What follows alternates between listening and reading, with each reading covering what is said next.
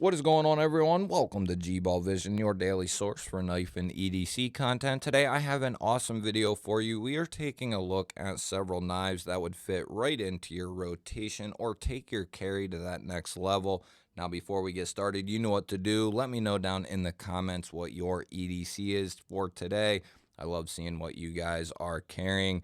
The knife we're going to kick the list off with is called the Trivisa Lamb. This has often been compared to the Vosteed Morel, which I agree. That is an older design for Vosteed. It is no longer made. So it is a good thing that this knife exists. I think it is a great design for a daily user. I'd love to see it in a more premium form in the future. We are going to be looking at N690 steel here and a black wash finish. You could call this a drop point or a modified sheep split, whatever your little heart desires. We do have a nice sharpening choil here and a cutout for deployment. We do have this dull grind here. It's a little bit thicker here on this secondary edge, coming in around 30 thousandths, and then coming up towards the tip, it thins out and gets below average at about 18 thousandths. I do have full unboxings on all these knives and go into much more detail. If you want to check those out, you're more than welcome to.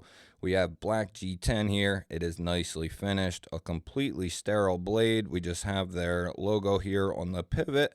You can see that they told this for lefty and include a filler tab, making this a completely ambidextrous knife.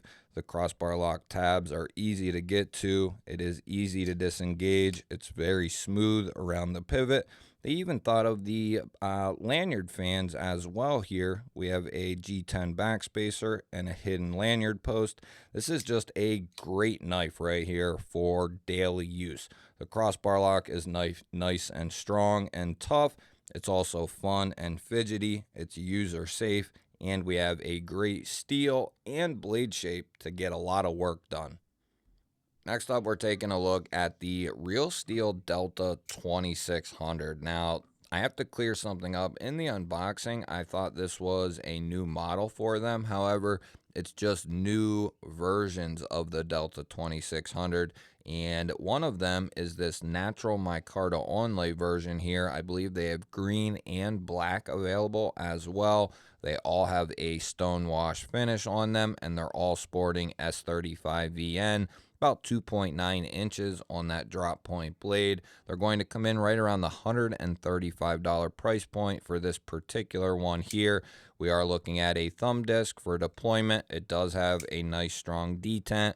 We'll get to that in a second. We have a nice large finger choil here, and in this choked up position, you land in that choil area, you have the jimping and the disc. It just really locks you in this particular grip. And in the standard grip, it is more of a 3-finger knife here. We are looking at a titanium clip. Everything I have tried it in, they work just fine. It does have really good retention, and it does work good in and out of the pocket. Good access there to the lock bar with a chamfer. I do wish they had jimping on the disc though. 9 out of 10 times, I'm good to go, but there are times where I slip off.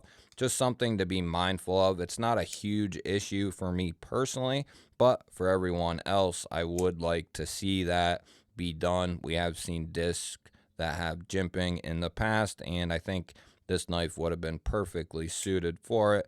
But I can deploy the knife, successfully 9.5 times out of 10, but I would like to see that change. Just something to be mindful of. This knife does seem to be very popular though, because each version does have very low quantities left. Next up, we're taking a look at the Concept Knives Crew. Now, this is a newer release for Concept. I believe it came out in March of 2025 here. We are looking at a price tag of $180 for this particular one. There are 4 or 5 different versions of this available. I think they have a Damascus blade. They also have a coated blade version. This one is going to be coming with a stonewash, and we are looking at S35VN on this particular model. And we do have a sheep split blade. We are looking at a front and rear flipper for deployment.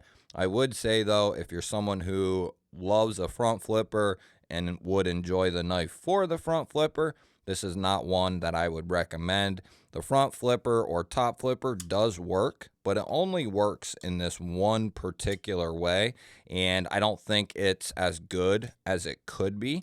Now, the rear flipper, though, is done very well. You can get a nice push button or kind of combination light switch push button on it, and it just really works well. And it's designed to be more of that push button than it is a light switch, but the light switch does work. We are looking at a titanium handle. This one has kind of a purplish look to it, and what I really like is the contrast with the pivot or the hardware in the pocket clip. We have a little bit different sheen here on the pocket clip, and then the black hardware and the marbled carbon fiber inlays really give this a cool look. And then you have that stonewash blade to kind of tie everything together. One thing I can say about this knife is it's very, very comfortable. The ergonomics are really nice with this knife. It carries very easily. I'm still trying to figure out where I want to place it, but I have been carrying it and using it and have enjoyed doing so. Next up, we are taking a look at the ever popular buckhorn, but in this case, this is the new Katuo and Carbon Knives mini buckhorn. If you're not familiar with the buckhorn, it actually won 2024 Blade Show Knife of the Year collaboration, and it deserves it. It's a phenomenal design from Ken Onion. It's a great build from Katuo and Reich. We are looking at $215 for this model here, and right now it is only this version that is out there and available. We are going to be looking at M390 for the blade steel, which uncoated they run 60 to 61. We are looking at 7.3 overall with a 3.2 inch blade.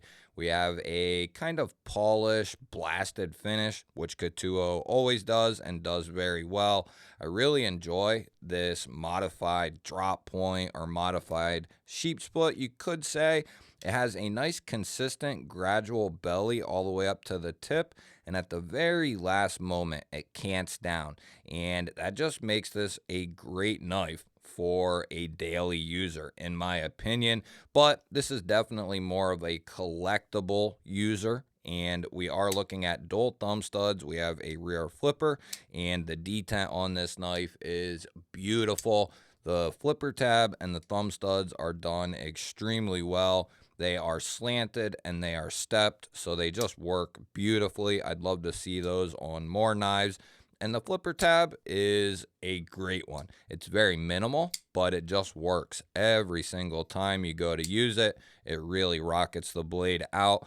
As far as the access goes to the lock bar, the liner lock edition is going to be a little bit different, but the frame lock versions, I would say the access is there and it's not bad.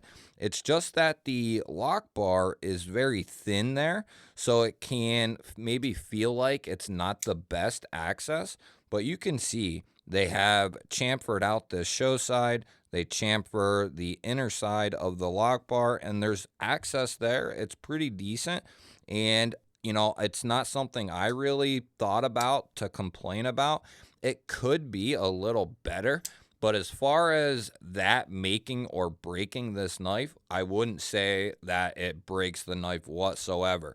They do give you access and it's comfortable to do so. It's just a little bit thinner and it's a little bit skinnier of a knife, but I've had no problem getting in there. So to answer your question about access to the lock bar on this knife, it's not the best in the world, but it's also not too shabby either. We are looking at some beautifully sculpted titanium handles here, and we do have a contour, double texturing, just a beautiful looking handle, and a lot of work and machining goes into these. We are looking at a milled titanium clip with a similar pattern, and we do have a titanium backspacer with an integrated lanyard hole here. And then, of course, to top this knife off, we have the bullet case pivot here, and I just love the buckhorn. It's one of my favorite user knives, favorite designs over the last couple of years. And next up, I have something a little bit different for you, but based on what I hear and what I see, a lot of people are actually looking for assisted knives. And I'm actually going to be doing a video on assisted knives. You'll have to let me know if that's something you are interested in. But I know it's something that is often searched and looked for is assisted knives. And I think the best in the business is going to be coming from off-grid knives and their rapid fire series. This is the Rescue here, and these are going to come in right around the $60 price point, and you're going to be getting a ton for your money here. This is a Taiwanese build. You're going to be getting 14C28N, and at 60 bucks, that's already a fantastic deal. We have this beautiful Warncliffe style blade. We are looking at an assisted knife with a flipper deployment, and the execution on the flipper is absolutely flawless. That is exactly what you want there. You can light switch it. You can also push button it, and that thing is going to rock it out dependably. We are looking at heavily textured G10 handles here, and to be honest with you, I have the Tanto version of this in my truck, and I have the drop point version of this in my other vehicle. It is the knife that I would want on the visor or something I can reach for, because it's going to be very dependable. It's going to be very secure in the hand. We do have a nice deep carry clip here. Very, very good pocket clip, and it is reversible for lefties. We have great access to the liner. If you're someone who's in the market for an assisted knife, or you don't mind assisted knives and you're looking for a good value in an EDC, these rapid deploys from off-grid are some of the best bang for your dollar that there is. They are very, very popular. I know they're not the most popular with the routine knife community, but there are a lot of people out there who enjoy an assisted knife. And I don't think I said, but this knife comes in right around 6.5 ounces, so it's got a nice heft to it. We are looking at 3.25 of 14C as far as cutting edge goes. This thing is an absolute monster, jimping and grip in all the right places. This would make an awesome user for anyone. Next up, some of you may have just seen this because the unboxing should have went out very recently, talking about the CJRB Pyrite Light, but in this case, we're not looking at the so light version. This is the 20CV and titanium handle variant. These are going to be an exclusive through CJRB's website, and I look for these to go down in price once the new tag kind of comes off of these. But I think at 200, it's not the best deal in the world, but I don't think it's too shabby either for 20 CV and titanium. I think the price could be a little bit lower, but they do include a titanium milled clip. If this is a design you really like, I wouldn't be mad at you for, wanting something like this. It's ultra thin, ultra slicey. This would make a great cutter. It's lighter weight. You have that titanium, so it's going to be dependable, durable, but it's also going to be a little bit lighter weight. We are looking at a good size here. You have that full finger choil, so you can choke up behind the edge, get a ton of control over this thing. It carries in very good in everything that I have tried it in, and we are looking at the ability to change the clip over for a lefty carry, and that is going to make this almost a completely ambidextrous knife. The button plunge lock there, it's done very well. CJRB does some of the best button locks in the game, in my opinion, of course. And as far as our blade length, we're looking at the standard 3.3 inches of blade here with that 20 CV. And this is the only version that they have done with the exclusive. It has a very user-friendly finish to it with the heavy stonewash and the heavy bead blast handle. It's a really good looking pyrite for sure. Now, if you just got to get yourself a CJRB and you don't want to spend a ton of money, then I think one of their newer releases, the Lyrid here, this is an awesome option. They have an all blacked out version with the black blade and black G10. It is a beautiful looking knife. They also have another color. I think it's blue or gray. We have this sheepsfoot blade with a stonewash finish, going to be coming in RPM 9 steel. And RPM 9, $50, not a bad deal at all. You know, RPM 9, 14C, Nitro V, N690, they're kind of all right there together. I think 14C leads the pack, but RPM 9, Nitro V, N690, 154 CM, they're kind of all in a similar class, I would say. 154 gets more praise than I love it, but I think it gets more praise than it performs for. It's a good user steel, but RPM 9 is also a good user steel for day-to-day tasks. We are looking at textured G10 over top of steel liners. We do have a deep carry clip. It's not recessed, it is surface mounted, but the screws are recessed, and it is going to be left-hand friendly, making this a completely ambidextrous knife. The crossbar lock is done really well. Nice strong springs in there. A very good and reliable action off of this thing. This is one of my favorite designs from CJRB when it comes to their budget line in quite a while. Since probably the Prado days, this is one of my favorite ones in quite some time. I love that sheepsfoot blade.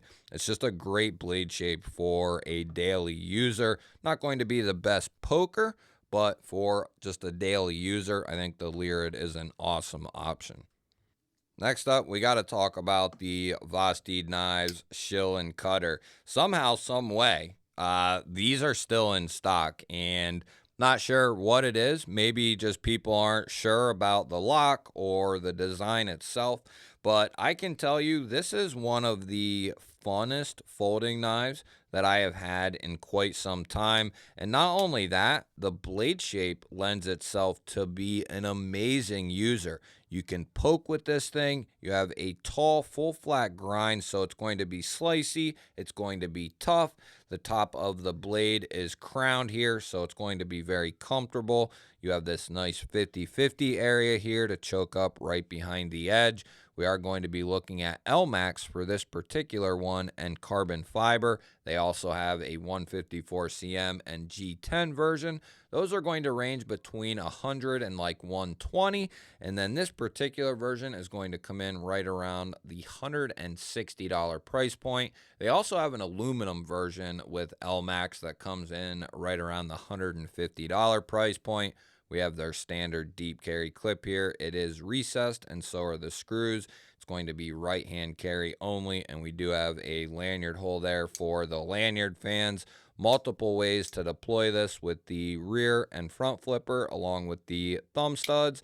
That Vanker lock is absolutely beautiful. The action on these is stupendous, and it is, look at that. It's everything you could want out of a folding knife. You have a strong and durable, dependable lock, but it's also going to be very fun and fidgety just because you have the ease of disengaging it with that button.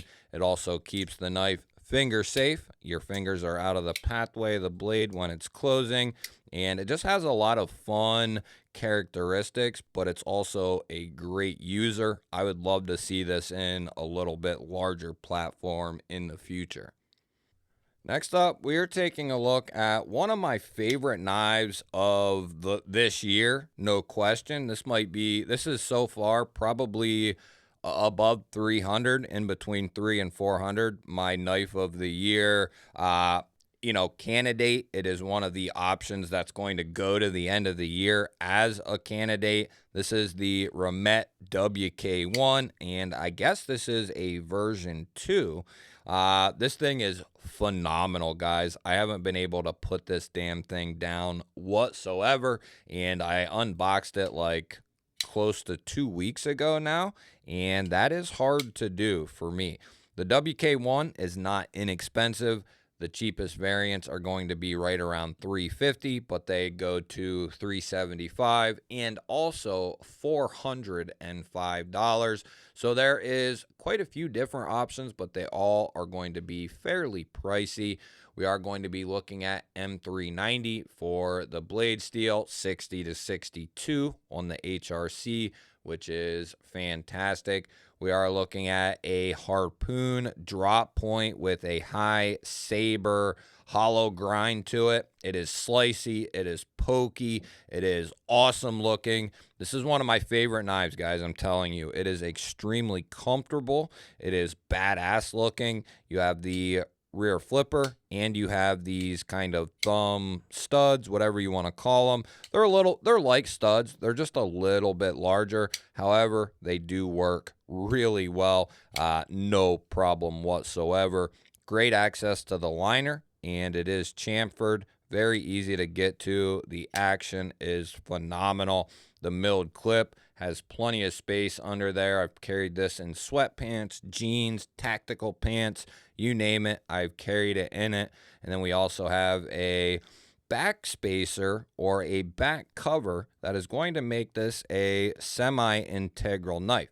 You have this spring latch here that will allow you to slide that off and give you access to the pivot. So technically this is not a integral, but it is an integral in essence.